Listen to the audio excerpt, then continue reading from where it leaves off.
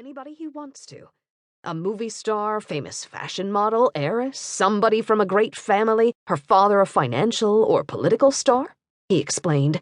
He isn't necessarily going to want to marry you, whatever your inclinations.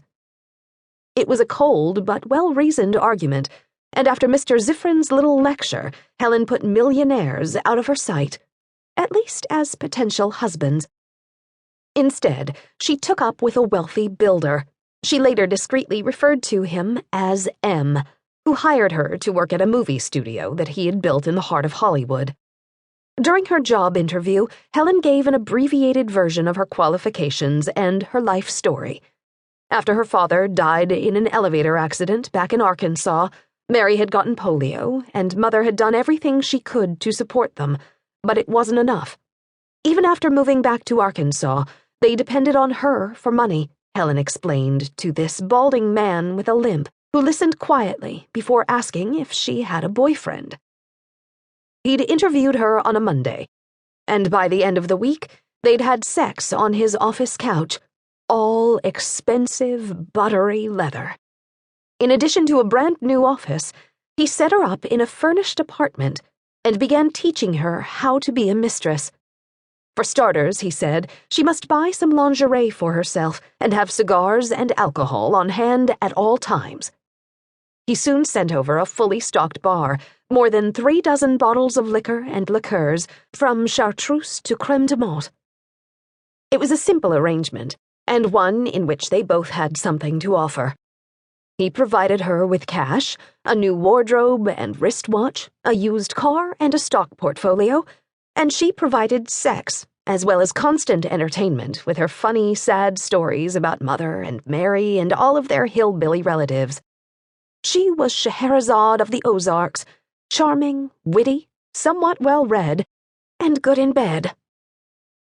As long as she was with M, she didn't have to worry about money.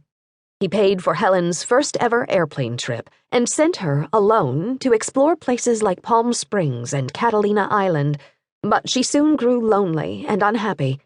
She had no office friends, no life outside of the affair. For a while, she shared an apartment with a Jewish girl, her roommate Barbara, but M was an anti-Semite and didn't want her associating with Jews. One day, Helen was so bored in her little apartment that she polished off 3 bags of potato chips and a giant batch of clam dip all by herself before going downtown to watch 3 movies, one after another. She ultimately discovered that she wasn't very good at being a kept girl.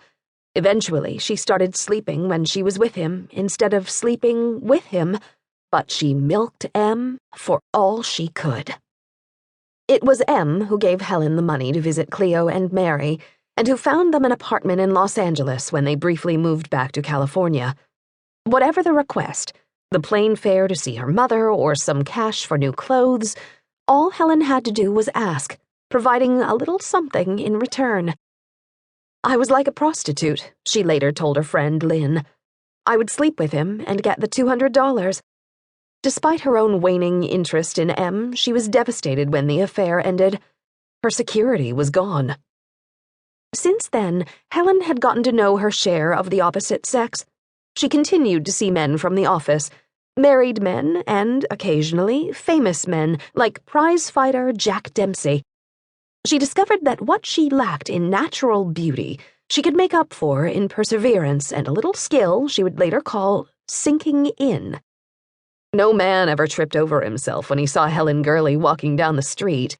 But over time, she found that if she could just get close enough to her target and turn on her own quiet charm, she could make an impression. By her mid-30s, Helen had had her heart broken several times, and with the help of her girlfriends and a few psychiatrists, she had glued it back together like a torn valentine. Now, David was the one who was recovering, and he would have to get starlets out of his system once and for all. So, taking their mutual friend's recommendation, Helen waited. And then, one day nearly 2 years after his divorce from wife number 2 was finalized, David Brown liked the sound of Helen Gurley, too.